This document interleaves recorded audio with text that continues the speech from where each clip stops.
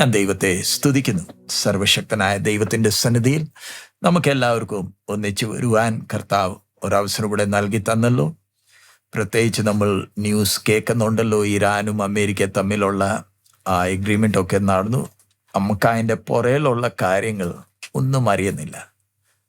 പക്ഷെ നമുക്ക് ഒരു കാര്യം നല്ലപോലെ അറിയാം, ഓരോരുത്തർക്കറിയാം, നമ്മുടെ കർത്താവിൻ്റെ വരവടുത്തു. ഇതെല്ലാം അതിൻ്റെ അടയാളങ്ങളാണ്. ഈ ദിവസങ്ങളിൽ നമ്മൾ വാർത്തയിൽ കേൾക്കുന്നതെല്ലാം നമുക്ക് വിശ്വസിക്കാൻ കഴിയത്തില്ല. അങ്ങനത്തെ ഒരു അന്തരീക്ഷമായി പൈസ കൊടുത്തില്ലയോ ജനത്തെ വാർത്ത കേൾപ്പിക്കുന്നത്. അങ്ങനെ ഇരിക്കുമ്പോൾ ഈ ദിവസങ്ങളിൽ നമ്മൾ ആത്മാവിൽ ബലപ്പെട്ടില്ലെങ്കിൽ, ദൈവമായിട്ടുള്ള ആ അടുത്ത ബന്ധം നമ്മൾ അനുഭവിക്കുന്നില്ലെങ്കിൽ വഞ്ചിക്കപ്പെടും. ഈ ദിവസങ്ങളിൽ ഒത്തിരി പേർ വഞ്ചിക്കപ്പെടുന്നുണ്ട്. ആത്മീയ ഗോളമായിക്കോട്ടെ, ഭൗതിക ലോകമായിക്കോട്ടെ, എത്ര ജനം വഞ്ചിക്കപ്പെടുന്നുണ്ട്. അതിൻ്റെ മധ്യത്തിൽ നമ്മൾ ഓരോരുത്തരും നമ്മുടെ വിശ്വാസത്തിൻ്റെ ഓട്ടം സ്ഥിരതയോടെ ഓടണമെങ്കിൽ, ഈ ഓട്ടം തികയ്ക്കണമെങ്കിൽ നമ്മൾ ആത്മീയത്തിൽ ബലപ്പെടേണ്ട ആവശ്യമാണ്. ദൈവമായിട്ടുള്ള അടുത്ത ബന്ധം അനുഭവിക്കേണ്ട ആവശ്യമാണ്. നമ്മുടെ ഇന്നത്തെ വചന ധ്യാനത്തിനായി നമ്മൾ കഴിഞ്ഞ ആഴ്ച വായിച്ച ആ വേദഭാഗം തന്നെ യെശയ്യാ 53 2, 3, 4, 5.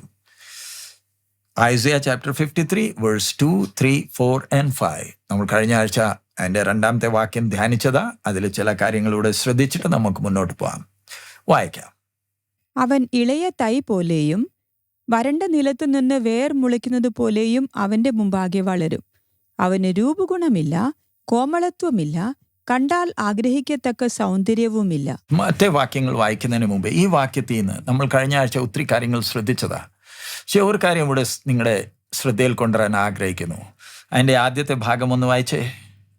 അവൻ ഇളയ തൈ പോലെയും വരണ്ട നിലത്ത് നിന്ന് വേർ മുളയ്ക്കുന്നത് പോലെയും അവന്റെ മുമ്പാകെ വളരും. അവന്റെ മുമ്പാകെ വളരും. ബാക്കി കാര്യങ്ങൾ ഒത്തിരി കാര്യങ്ങൾ നമ്മൾ ധ്യാനിച്ചല്ലോ.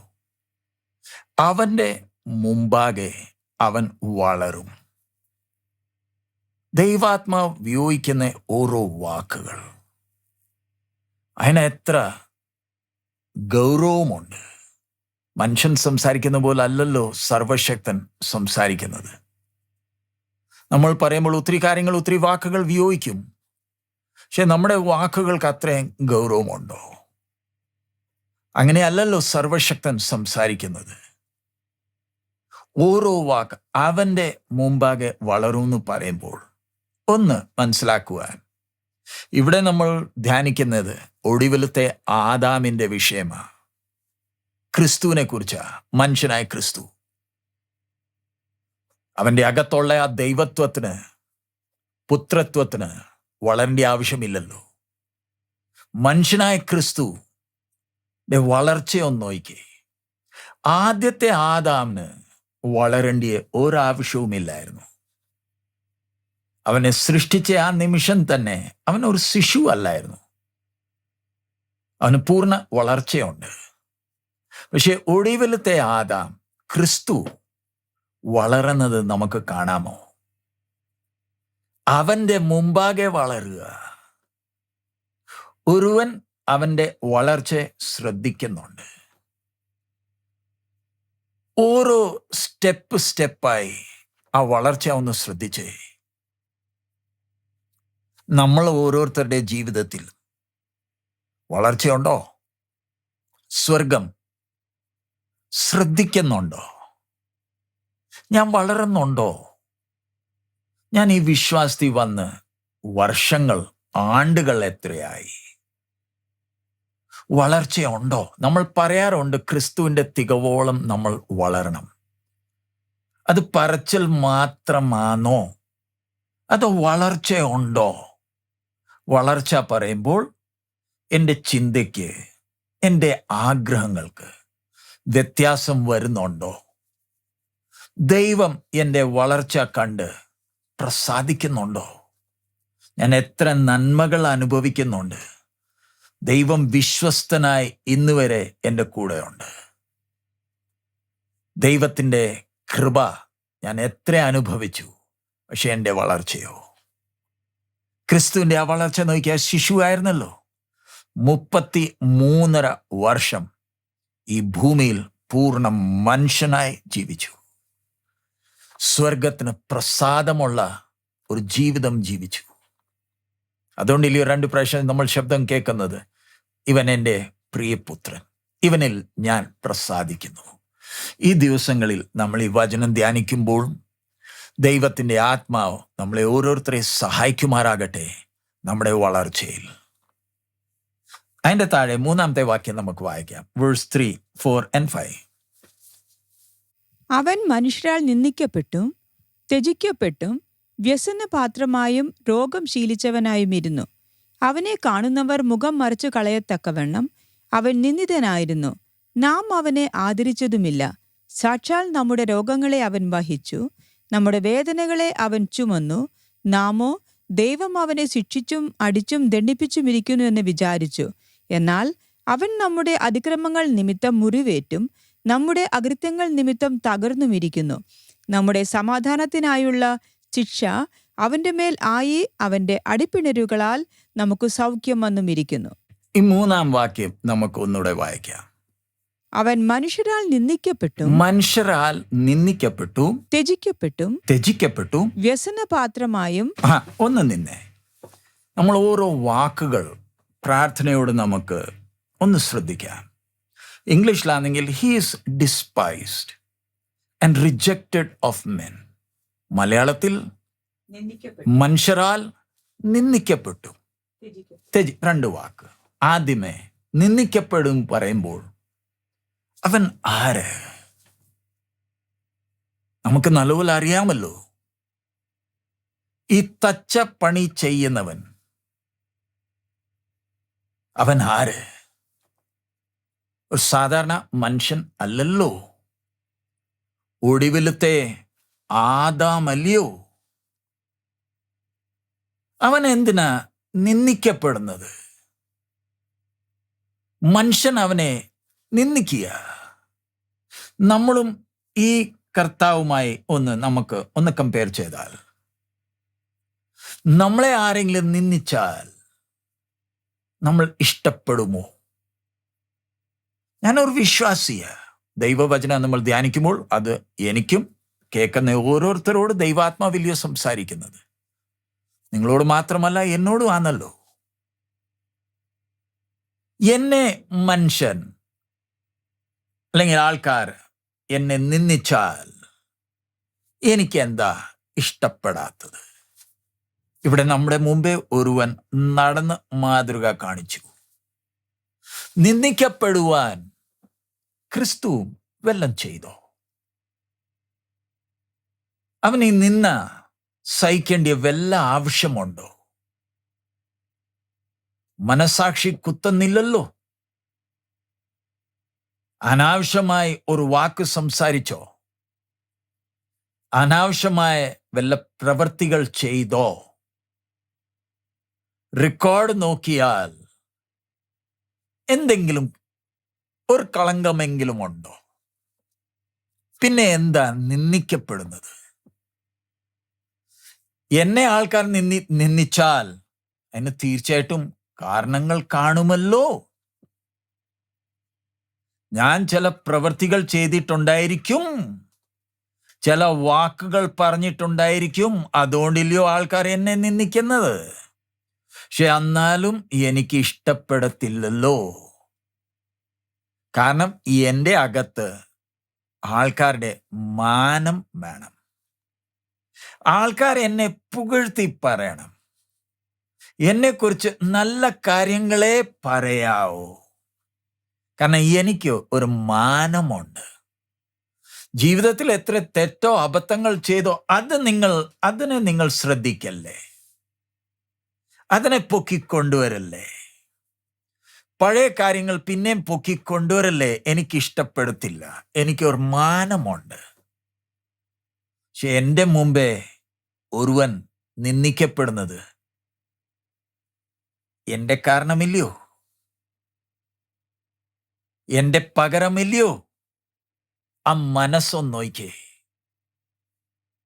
നിന്ന സഹിക്കുക, സന്തോഷത്തോടെ നിന്ന സഹിക്കുക.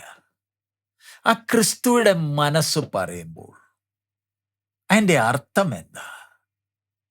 നമ്മുടെ അകത്ത് ഇനി എത്ര വളരാനുണ്ട്, എത്ര വ്യത്യാസങ്ങൾ വരുത്താനുണ്ട്. ദൈവാത്മാവ് പ്രവർത്തിക്കുവാൻ നമ്മൾ അനുവദിച്ചാൽ എനിക്ക് എത്ര വളർച്ച പ്രാപിക്കാം. അവൻ നിന്നതനാകുന്നു. അടുത്ത വാക്ക് എന്തുവാ? മനുഷ്യരാൽ ത്യജിക്കപ്പെട്ടു. മനുഷ്യൻ അവനെ സ്വീകരിക്കുന്നില്ല. പക്ഷെ മനുഷ്യർ മനസ്സിലാക്കുന്നില്ലല്ലോ ഇവർ ത്യജിക്കുന്നത് ആരെയാ. ഒന്നിന്ന് ആ ഒരു ക്ഷണത്തെ ഒന്ന് നോക്കിയേ. പിലാത്തോസിന്റെ കോടതിയിൽ യഹൂദന്മാർ, അതിൽ പുരോഹിതന്മാരുണ്ട്, മഹാപുരോഹിതനുണ്ട്, രണ്ടുപേരുണ്ട്, റബികളുണ്ട്, പരീസന്മാരുണ്ട്, പ്രമാണികളുണ്ട്. ഒരുത്തൻ നിൽക്കുക. ഈ ജനം എല്ലാവരും പറയുന്നത് അവനെ ക്രൂശിക്കണം. നിങ്ങൾക്ക് വല്ല പിടി കിട്ടിയോ?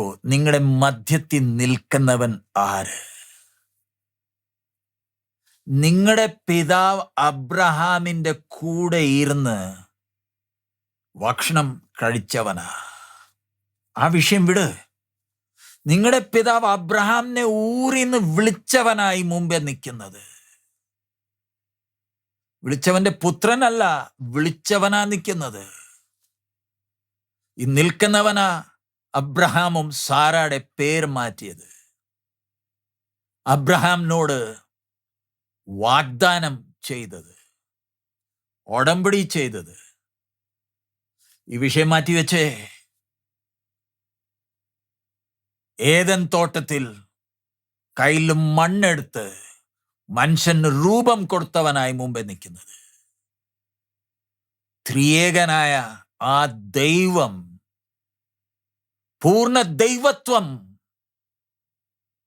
ദൈവത്വത്തിന്റെ പൂർണ്ണത അകത്ത് വസിക്കുന്നുണ്ട്.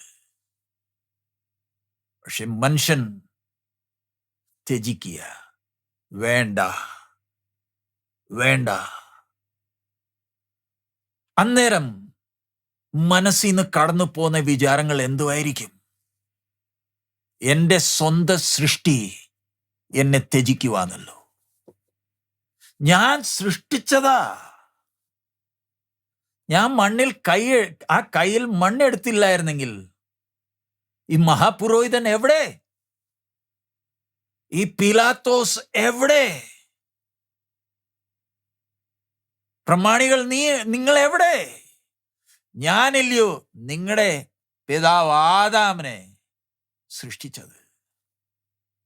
മനുഷ്യൻ അവനെ ത്യജിച്ചു. അടുത്തത് അതിൻ്റെ താഴെ നമ്മൾ വായിക്കുന്നേ ആ 3-ാം വാക്യം, അടുത്ത വാക്ക്. വ്യസനപാത്രമായും അവൻ വ്യസനപാത്രമാ, a man of sorrows. ഒന്നിന്നെ നമ്മുടെ മുമ്പേ നിൽക്കുന്ന ആ തച്ചനെ ഒന്ന് നോക്കിയേ. തച്ചപ്പണി ചെയ്ത് കഴിഞ്ഞിട്ടും 3.5 വർഷത്തിന്റെ ശുശ്രൂഷ, അവന് ഒരു വ്യസനപാത്രമായിരുന്നു. ആ ക്രൂസിലെ ആ ദുഃഖം മാത്രമല്ല ഇവിടെ വിവരിക്കുന്നത്. അവന്റെ ജീവിതം നോക്കിയാൽ he was a man of sorrows. ഈ വേദനകൾ സഹിക്കേണ്ടി വല്ല ആവശ്യമുണ്ടോ? ഈ വേദന പറയുമ്പോൾ ശരീരത്തിന്റെ വേദനയല്ല, മാനസികമായ അകത്തുള്ള ആ വേദന.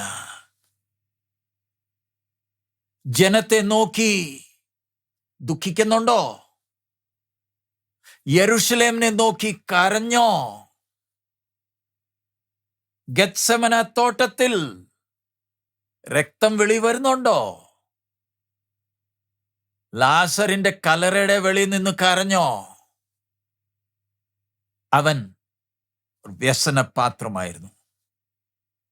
നമ്മളൊക്കെ നമ്മുടെ ജീവിതത്തിൽ നമ്മൾ ചില തെറ്റായിട്ടുള്ള തീരുമാനങ്ങൾ എടുത്തു, നമ്മൾ ചില പ്രവൃത്തികൾ ചെയ്തു. അത് കാരണം ജീവിതത്തിൽ ദുഃഖവും പ്രയാസങ്ങളും ഉണ്ട്. എന്നിട്ടും നമ്മൾ വേദനിക്കും, നമുക്ക് പ്രയാസമുണ്ട്. നമ്മൾ ചെയ്ത തെറ്റുകൾ കാരണമാ. അതിൽ നമുക്കും പങ്കുണ്ട്. പക്ഷെ നമുക്ക് തോന്നേ, അയ്യോ, ഇത്രയും പ്രയാസം, ഇത്രയും ദുഃഖം, എന്താ ദൈവം എന്നോട് ഇങ്ങനെ ചെയ്യുന്നത്? നമ്മൾ അങ്ങനെ ചിന്തിച്ചിട്ടുണ്ടോ? നമ്മുടെ വാ തുറന്ന് പറഞ്ഞിട്ടുണ്ടോ? എന്നോട് എന്താ ദൈവം ഇത്രയും കടുങ്കായി ചെയ്യുന്നത്? എന്താ എൻ്റെ ദുഃഖത്തിന് ഒരു വ്യത്യാസം വരാത്തത്? ഞാൻ ഇനി എത്ര ദുഃഖം ഇനിയും സഹിക്കണം? ഈ പ്രയാസവും ദുഃഖത്തിൽ നിന്ന് രക്ഷ പ്രാപിക്കാനില്ലയോ പ്രവാചകന്മാരും അപ്പോസ്തലന്മാരുടെ അടുത്തും ഈ അനുഗ്രഹത്തിന്റെ പ്രാസംഗികന്മാരുടെ അടുത്ത് പോകുന്നത്? കാരണം നമുക്ക് ദുഃഖം സഹിക്കാൻ വയ്യ, നമ്മളെ കൊണ്ടൊക്കത്തില്ല.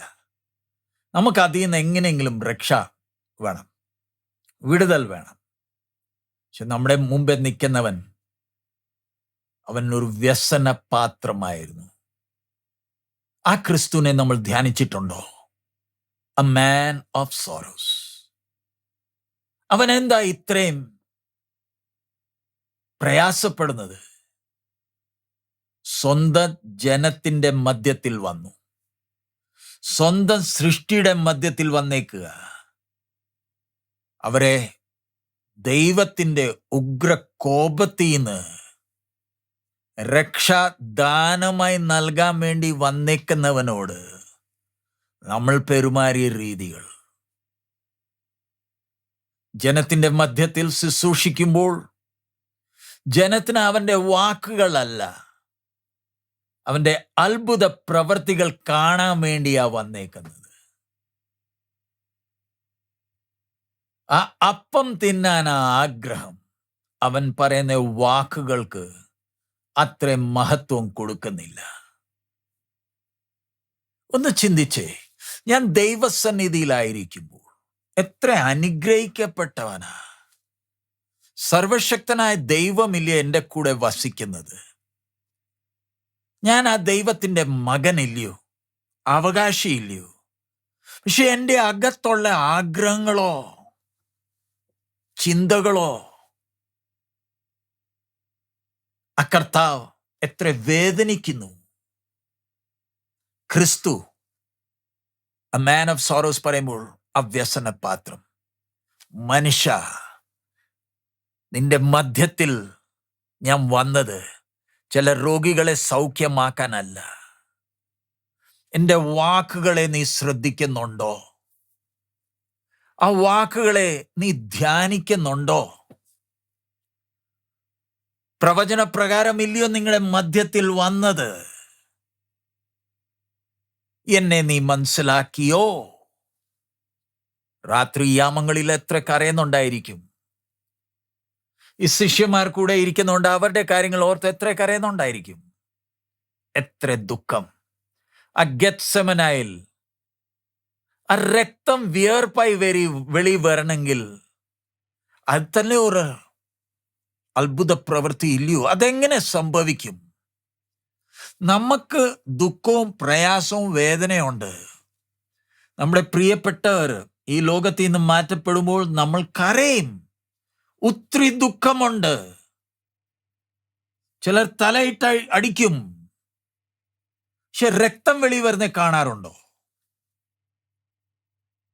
എത്ര വേദനയാണെങ്കിലും രക്തം വിയർപ്പായി വെളി വരുന്ന കാണാറുണ്ടോ?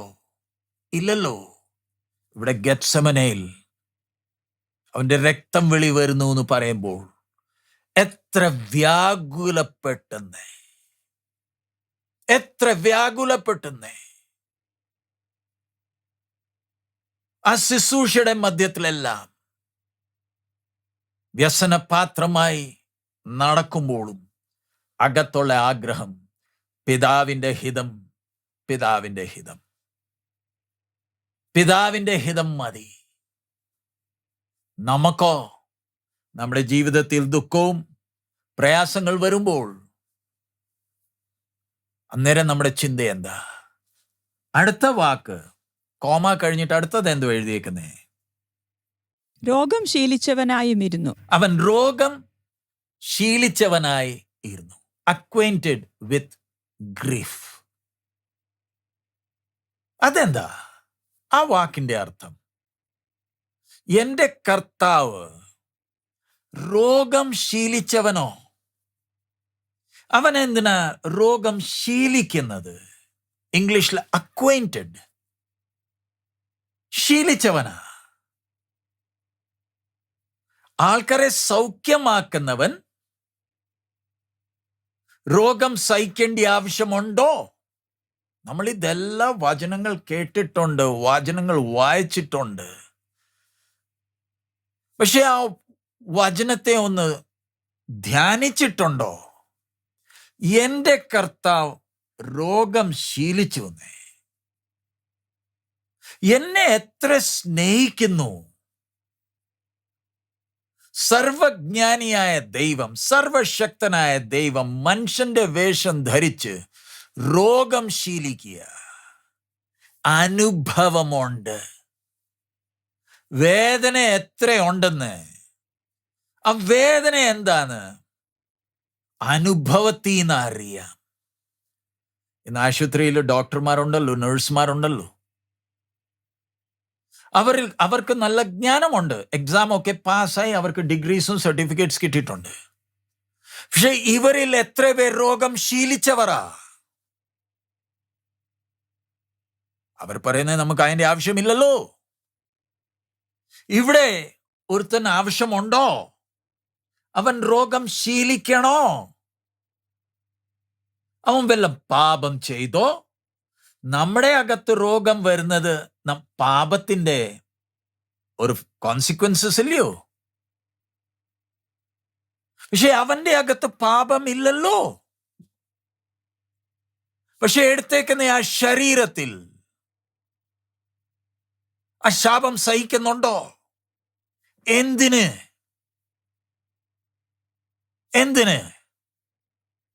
നമ്മൾ ഇന്ന് പ്രസംഗങ്ങൾ കേൾക്കാറുണ്ടല്ലോ, നമ്മുടെ ജീവിതത്തിൽ രോഗവും എന്തെങ്കിലും ഉണ്ടെങ്കിൽ ശാപമാ, നമുക്കതിൽ നിന്ന് വിടുതൽ വേണം. അങ്ങനെയാവുമ്പോൾ ഈ തച്ചൻ പാപമുണ്ടോ? ശ്രാപമുണ്ടോ? പിന്നെ ഇവൻ ശീലിക്കേണ്ട ആവശ്യമുണ്ടോ? ഈ ക്രിസ്തുയുടെ പിന്നാലെയാണോ നമ്മൾ ഇറങ്ങി തിരിച്ചത്? നമ്മുടെ ചിന്ത എന്താ? നമ്മുടെ മനസ്സിന്റെ ആഗ്രഹം എന്താ? നമ്മുടെ കർത്താവ് ശ്രദ്ധിക്കുന്നുണ്ടോ? ആ കർത്താവിനോടാണോ നമ്മൾ പ്രാർത്ഥിക്കുന്നത്? ആ കർത്താവിന്റെ സന്നിധിയിലാണോ നമ്മൾ വസിക്കുന്നത്? അവൻ ശീലിക്കുന്നത് നമ്മളെ ഓരോരുത്തരെയും നല്ലപോലെ അവൻ അറിയാം. നമുക്ക് വേദന എത്രയുണ്ടെന്ന്, ആ വേദന എങ്ങനത്തേതാണ് അവന് നല്ലപോലെ അറിയാം. അതുകൊണ്ട് നമുക്ക് സഹിക്കുന്നതിൻ്റെ അപ്പുറം ഒരിക്കലും നമ്മളെ ദുഃഖത്തിലാക്കത്തില്ല. സഹിക്കുന്നതിൻ്റെ അപ്പുറം ഒരിക്കലും കർത്താവ് കഷ്ടതയോ പ്രയാസം നമ്മുടെ ജീവിതത്തിൽ അനുവദിക്കത്തില്ല. ഇതെല്ലാം അനുവദിക്കുന്നത് എന്തിന്? ഇതെല്ലാം നമ്മുടെ കർത്താവ് ഇന്നും രോഗം സൗഖ്യമാക്കാൻ ശക്തനാണല്ലോ. പക്ഷെ എത്ര പേരുടെ ജീവിതത്തിലുണ്ട്, നമ്മൾ എത്ര പ്രാർത്ഥിച്ചാലും സൗഖ്യം കിട്ടുന്നില്ലല്ലോ. എന്താ? കർത്താവിന് ഇന്ന് സൗഖ്യമാക്കാൻ കഴിയത്തില്ലയോ? നമ്മുടെ കർത്താവ് ഡോക്ടർമാരും നേഴ്സുകൾ മുഖാന്തരമാണോ സൗഖ്യമാക്കുന്നത്? ഡോക്ടേഴ്സും നഴ്സസിന്റെ സഹായം ദൈവത്തിന് വേണോ? അവരാണോ ദൈവത്തിന്റെ സഹായകന്മാര്? ആണോ? മരുന്ന് എടുത്താലേ സൗഖ്യമുള്ളോ? ആ വിഷയത്തിൽ നമുക്ക് കർത്താവ് വരവ് താമസിച്ച അടുത്ത ആഴ്ച നമുക്ക് നോക്കാം. പക്ഷെ ഇന്ന് ആ വാക്കുകൾ, ഓരോ വാക്കുകൾ, രോഗം ശീലിച്ചവൻ. അടുത്തത് എന്താ? അതിന്റെ താഴെ അവനെ കാണുന്നവർ മുഖം മറച്ചു കളയത്തക്കവണ്ണം മുഖം മറച്ചു കളയുന്ന തക്കവണ്ണം അവൻ നിന്ദിതനായിരുന്നു. അവൻ നിന്ദിതൻ ആയിരുന്നു. അതിന്റെ താഴെ നാം അവനെ ആദരിച്ചതുമില്ല. നാം അവനെ ആദരിച്ചതുമില്ല. And we esteemed him not. അവനെ നോക്കുന്നവർ അവരുടെ മുഖം എന്തോ ചെയ്യുക? മറയ്ക്കുക.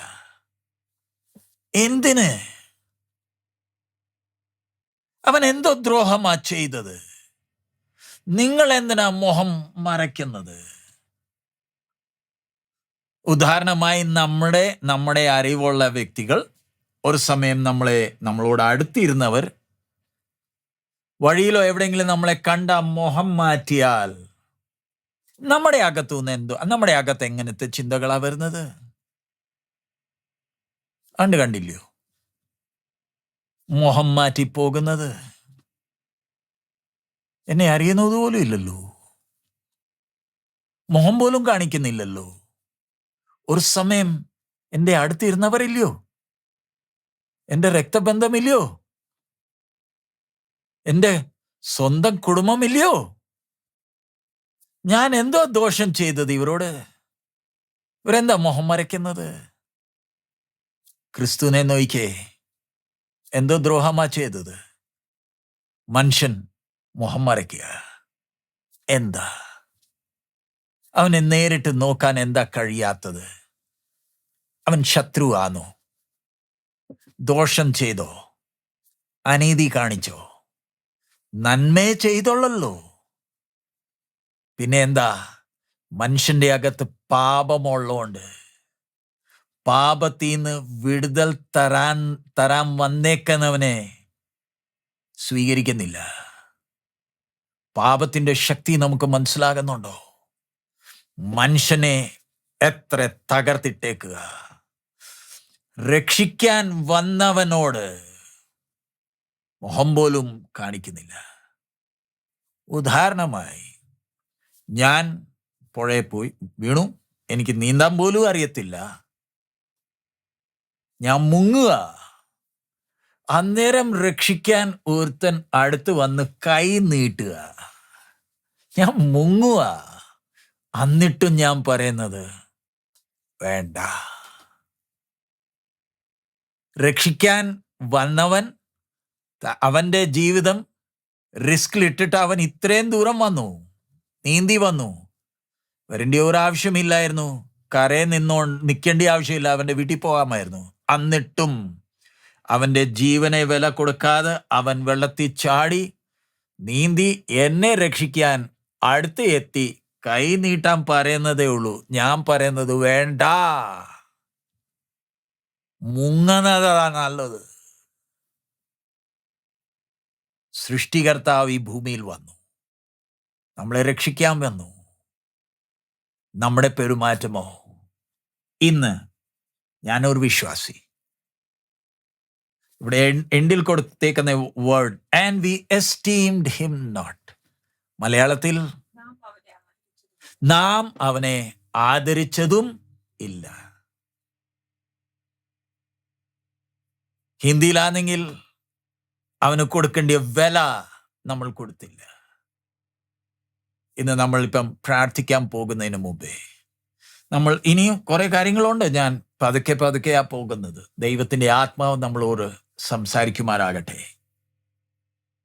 ഈ വായിച്ച വേദഭാഗത്തിലുള്ള ഓരോ വാക്കുകൾ, അവൻ നിന്ദിതനായിരുന്നു, ത്യജിക്കപ്പെട്ടവനായിരുന്നു, രോഗം ശീലിച്ചവനാ, വ്യസനപാത്രമാ. നമ്മൾ മുഖം മറച്ചു, അവനെ ആദരിച്ചതുമില്ല. ഇന്ന് നമ്മൾ ഈ ദൈവവചനം ധ്യാനിക്കുമ്പോൾ നമ്മളെ തന്നെ ഒന്ന് ശോധന ചെയ്തേ. എൻ്റെ ജീവിതത്തിൽ ദുഃഖവും പ്രയാസം വരുമ്പോൾ അതെന്നെ തകർക്കാനാണോ ദൈവം അനുവദിക്കുന്നത്? ഈ വേദന ഒരു അനുഗ്രഹം അല്ലയോ? ഇത് പറയുമ്പോൾ നമുക്ക് ചിലർക്ക് ഇഷ്ടപ്പെടത്തില്ല. വേദന അനുഗ്രഹമാണോ? ഒന്ന് ചിന്തിച്ചേ. നമ്മുടെ ശരീരത്തിൽ വേദനയില്ലായിരുന്നെങ്കിൽ നമ്മുടെ ശരീരത്തിന്റെ വില നമ്മൾ മനസ്സിലാക്കുമോ? വേദന എത്രയുണ്ടെന്ന് അറിയുന്നവൻ അല്ലയോ ഇതെല്ലാം അനുവദിക്കുന്നത്. ആ ദൈവത്തെ കൂടുതലായി അറിയുവാൻ, സൃഷ്ടിതാവിന്റെ പുറത്ത് അത്രയും ആശ്രയിക്കുവാൻ ഇല്ലയോ ദൈവം ഇതെല്ലാം അനുവദിക്കുന്നത്. നമ്മളെ സ്നേഹിക്കുന്നോണ്ടില്ലയോ, നമ്മളെ ഒരു നിത്യതയ്ക്ക് വേണ്ടി സൃഷ്ടിച്ചുകൊണ്ടില്ലയോ ഇതെല്ലാം. നമ്മൾ ഈ വായിച്ച വേദഭാഗത്തിൽ നമ്മുടെ കർത്താവ് ഇതെല്ലാം സഹിച്ചത് എന്തിന്? നമുക്ക് വേണ്ടിയാണോ? നമ്മുടെ കർത്താവിന് സഹിക്കേണ്ട ആവശ്യമില്ലായിരുന്നല്ലോ.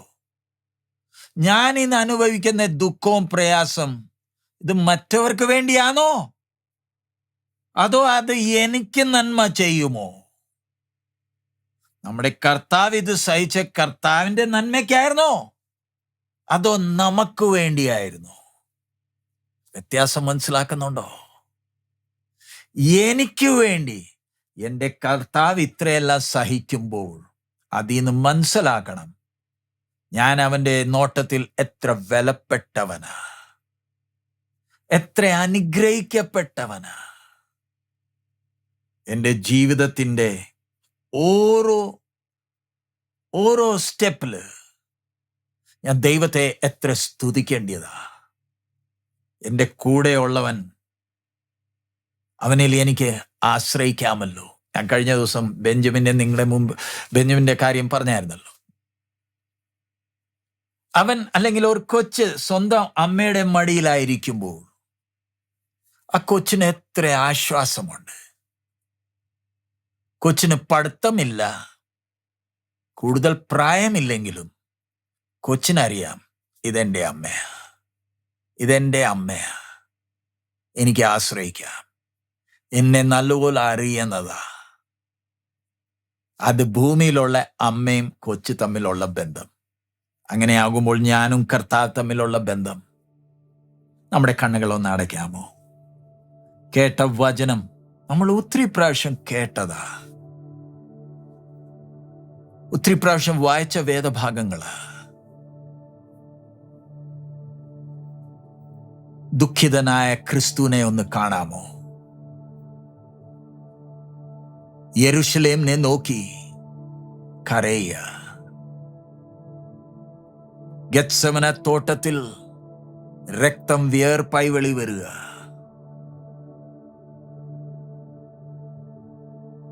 ഹല്ലേലൂയ. മനുഷ്യന്റെ മധ്യത്തിൽ നടക്കുന്നു, ശുശ്രൂഷിക്കുന്നു. ആ മനസ്സ് നോയിക്കേ. നമ്മുടെ ഇടപെടൽ എങ്ങനെയായിരുന്നു അതും ഒന്ന് ശ്രദ്ധിച്ചേ. നമ്മൾ അന്ന് യെരുശലേമിൽ കർത്താവിന്റെ കൂടെ നടന്നില്ല, പക്ഷെ ഇന്ന് നമ്മൾ ആ കർത്താവിന്റെ കൂടെ തന്നെ ഇല്ലയോ വസിക്കുന്നത്? ആ കർത്താവ് എന്നെ നോക്കുമ്പോൾ എൻ്റെ ഹൃദയത്തിന്റെ വിചാരങ്ങളെ ആ കർത്താവ് ശോധന ചെയ്യുമ്പോൾ സ്വർഗം ആനന്ദിക്കുന്നുണ്ടോ?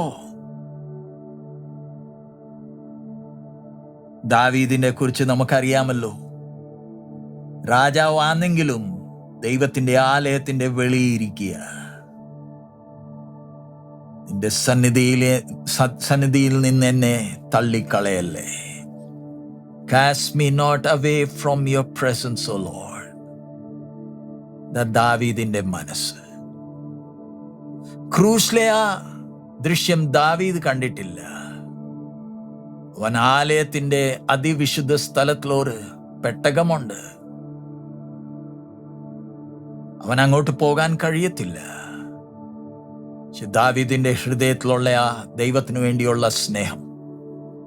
ഹല്ലേലൂയ. നമ്മളെ തന്നെ ശോധന ചെയ്യാം. ഞാൻ ഈ കർത്താവിന്റെ കൂടെ നടക്കുമ്പോൾ എനിക്ക് വേണ്ടി കർത്താവ് സഹിച്ച ആ വേദന, ആ നിന്ന, ആ ദുഃഖം എന്റെ ജീവിതം കണ്ട കർത്താവ് പ്രസാദിക്കുന്നുണ്ടോ? ഹല്ലേലൂയ. സ്തോത്രം. ഞാൻ ഈ കർത്താവിന്റെ പിന്നാലെ ഇറങ്ങി തിരിച്ചത് എന്തിന്? ഹല്ലേലൂയ. നമ്മുടെ കർത്താവിൻ്റെ വരവ് അടുത്തു. ഇനി എത്ര ദിവസം ഉണ്ടെന്ന് നമ്മൾ അറിയുന്നില്ല. ദൈവം നമുക്ക് തന്നിരിക്കുന്ന ആയുസ് നമ്മുടെ കർത്താവിനെ പ്രസാദിപ്പിക്കുന്ന ഒരു ജീവിതം ജീവിക്കുവാൻ ദൈവത്തിൻ്റെ ആത്മാവ് നമ്മളെ ഓരോരുത്തരെയും സഹായിക്കുമാറാകട്ടെ. ഈ വചനങ്ങളാൽ ദൈവം നമ്മളെ അനുഗ്രഹിക്കുമാറാകട്ടെ. നമുക്ക് പ്രാർത്ഥിക്കാം. കർത്താവേ, തന്ന ഈ നല്ല അവസരത്തിനായി സ്തോത്രം. നിന്റെ വചനം കേൾപ്പിച്ചതിനായി സ്തോത്രം. നിന്റെ മുമ്പേ ഞങ്ങളുടെ വളർച്ച കർത്താവേ, നിനക്ക് പ്രസാദമായ ഒരു ജീവിതം ജീവിപ്പാൻ നീ ഞങ്ങളെ സഹായിക്കണമേ. നീ കടന്നുപോയ പാത കർത്താവേ, ഞങ്ങൾ എത്ര അനുഗ്രഹിക്കപ്പെട്ടവരാ. നീ ഇതെല്ലാം സഹിച്ചത് ഞങ്ങൾക്ക് വേണ്ടി, എനിക്ക് വേണ്ടി. കർത്താവേ, നിന്നെ കൂടുതലായി സ്നേഹിക്കുവാൻ, നിന്നെ ആദരിക്കുവാൻ, നിന്റെ നാമത്തിന്റെ മഹത്വത്തിനു വേണ്ടി ജീവിപ്പാൻ ഞങ്ങളെ ഓരോരുത്തരെയും സഹായിക്കണമേ. ഇത്ര അനുഗ്രഹിക്കപ്പെട്ട ജീവിതം ഞങ്ങൾക്ക് തന്നേനായി സ്തോത്രം. സ്തോത്രം കർത്താവേ. നിന്റെ വരവിനു വേണ്ടി ഒരുങ്ങുവാൻ, നിന്റെ നാമത്തിന്റെ മഹത്വത്തിനു വേണ്ടി ജീവിപ്പാൻ നീ ഞങ്ങളെ സഹായിക്കണമേ. നീ ഞങ്ങളുടെ പ്രാർത്ഥന കേട്ടനായി സ്തോത്രം. ഈ വരുന്ന ദിവസങ്ങളിൽ കർത്താവേ, ഞങ്ങൾ കേരളത്തിലായിരിക്കുന്നു. ആ സ്ഥലത്തിന്റെ ഓരോ കാര്യങ്ങൾ കർത്താവേ, നിന്റെ ഹിതപ്രകാരം നിന്റെ വരവ് അടുത്തു. ഇനി എത്ര ദിവസങ്ങളുണ്ടെന്ന് ഞങ്ങൾ അറിയുന്നില്ല. പക്ഷെ ആ സ്ഥലം നീ ഞങ്ങൾക്ക് തന്നത് നിന്റെ ഹിതമാണെങ്കിൽ കർത്താവേ, എല്ലാ കാര്യങ്ങൾ ക്രമമായി ചെയ്യുവാൻ നീ സഹായിക്കണമേ. നിന്റെ ഹിതമല്ലെങ്കിൽ അതിലെന്തെങ്കിലും തടസ്സം നീ കൊണ്ടുവരണമേ. ഞങ്ങൾക്ക് നിന്റെ ഹിതം മാത്രം മതി കർത്താവേ. എല്ലാ മാനമോത്തും നിനക്കായി അർപ്പിക്കുന്നു. നീ ഞങ്ങളുടെ പ്രാർത്ഥന കേട്ടനായി സ്തോത്രം. യേശുവിൻ നാമത്തിൽ തന്നെ ആമേൻ. പിതാവിന്റെ സ്നേഹം, പുത്രന്റെ കൃപയും പരിശുദ്ധാത്മാവിന്റെ കൂട്ടായ്മ നമ്മൾ ഓരോരുത്തർക്കും നമ്മുടെ കർത്താവിന്റെ വരവ് വരെ ഉണ്ടായിരിക്കുമാറാകട്ടെ. ആമേൻ. ദൈവം നമ്മളെ ഓരോരുത്തരെയും സഹായിക്കുമാറാകട്ടെ. പ്രാർത്ഥനയിൽ പ്രാർത്ഥിച്ച പോലെ തന്നെ ഞങ്ങൾ കേരളത്തിലായിരിക്കുന്നു. ദൈവം സഹായിച്ച നാളെ ഈ ആഴ്ചയിൽ ആ സ്ഥലത്തിൻ്റെ കടലാസിൻ്റെ കാര്യങ്ങളുണ്ട്. നിങ്ങളോട് ഒരു പ്രാർത്ഥന അപേക്ഷയുണ്ട്. ദൈവഹിതമാണെങ്കിൽ മാത്രമേ ആ കാര്യങ്ങൾ മുന്നോട്ട് നീങ്ങുവാൻ ദൈവം സഹായിക്കണം. അവർ പ്രാർത്ഥന മാത്രമേ ഉള്ളൂ. കർത്താവിൻ്റെ വരവ് അടുത്തു. ഞങ്ങൾ ഇതുവരെ എൻ്റെ പിതാവിൻ്റെ സമയത്ത് തന്നെ ഒത്തിരി സ്ഥലത്തൊക്കെ സ്ഥലം മേടിച്ചതാ. അകത്തുള്ള ആഗ്രഹം അന്നേരം ആ സ്ഥലങ്ങളിൽ നമുക്ക് ക്ലാസ്സസ് നടത്താനും കൺവെൻഷൻ നടത്താനുള്ള ആഗ്രഹത്തോടെ സ്ഥലങ്ങൾ ഒത്തിരി അടുത്ത് മേടിച്ചു. പക്ഷേ വ്യക്തികൾ ആ സ്ഥലം കിട്ടിയപ്പം നമ്മൾ എവിടെ സ്ഥലം മേടിച്ചാലും ഞങ്ങളുടെ പേര് മേടിച്ചിട്ടില്ല. അവിടുത്തെ ലോക്കൽ പാസ്റ്ററുടെ പേരിലായിരുന്നു. പക്ഷെ അവർക്ക് സ്ഥലം കിട്ടിയപ്പോൾ അവർ ആ സ്ഥലം എടുത്തുകൊണ്ട് അവരുടെ വഴിക്ക് പോയി. ഇന്ന് ഞങ്ങളുടെ മുമ്പേ ഉള്ള പ്രതിസന്ധി പറയുമ്പോൾ നമുക്കിന്ന് ക്യാമ്പ് നടത്താൻ നമ്മുടേതായി തന്നെ ഒരു സ്ഥലമില്ല. സോ അങ്ങനെ ഒരു ആഗ്രഹമുണ്ട്. ഈ സ്ഥലം നമുക്ക് കിട്ടിയപ്പം ഇവിടെ റിട്രീറ്റ് സെൻറ്റർ ഉണ്ടാക്കാൻ നിങ്ങളെ മുമ്പേ തന്നെ അറിയിച്ചിട്ടുണ്ട്. പക്ഷേ പ്രാർത്ഥിക്കേണ്ട ഒറ്റ ഒരു വിഷയം, ദൈവഹിതമാണെങ്കിൽ മാത്രമേ ഇക്കാര്യം മുന്നോട്ട് നീങ്ങാവൂ. കാരണം നമ്മൾ പരദേശികളാണ്. കർത്താവിൻ്റെ വരവടുത്തു. ദൈവസഭയ്ക്ക് നന്മയ്ക്കുള്ള ആ ഒരു ആഗ്രഹം വെച്ചുകൊണ്ടാണ് ഇത് ചെയ്യുന്നത്. അതുകൊണ്ട് നിങ്ങളോട് പ്രാർത്ഥന അപേക്ഷിക്കുന്നു. ബാക്കി പൈസയുടെ വിഷയത്തിൽ നിങ്ങൾ ആരും ടെൻഷൻ എടുക്കണ്ട. നമ്മുടെ പിതാവ്, നമ്മുടെ അപ്പച്ചൻ തക്ക സമയത്ത് എല്ലാ കാര്യങ്ങൾ ചെയ്തോളൂ. പക്ഷേ നമുക്ക് പ്രാർത്ഥനയുടെ വിഷയം പിതാവിൻ്റെ ഹിതമാണെങ്കിൽ മാത്രം ഈ വിഷയം മുന്നോട്ട് പോയാൽ മതി. നിങ്ങളെല്ലാവരും ഞങ്ങൾക്ക് വേണ്ടി പ്രാർത്ഥിക്കുക. ഞങ്ങൾ കേരളത്തിൽ ഈ ആഴ്ചയായിരിക്കുന്നു. ആർക്കെങ്കിലും കോൺടാക്ട് ചെയ്യണമെങ്കിൽ ഞങ്ങളുടെ ഫോൺ നമ്പറിൽ കോൺടാക്ട് ചെയ്യാം. മീറ്റിംഗ്സ് എങ്ങും ഇല്ല. സോ പ്രാർത്ഥിക്കുക. നമ്മുടെ കർത്താവ് വേഗം വരാറായി. മാറാനാഥ.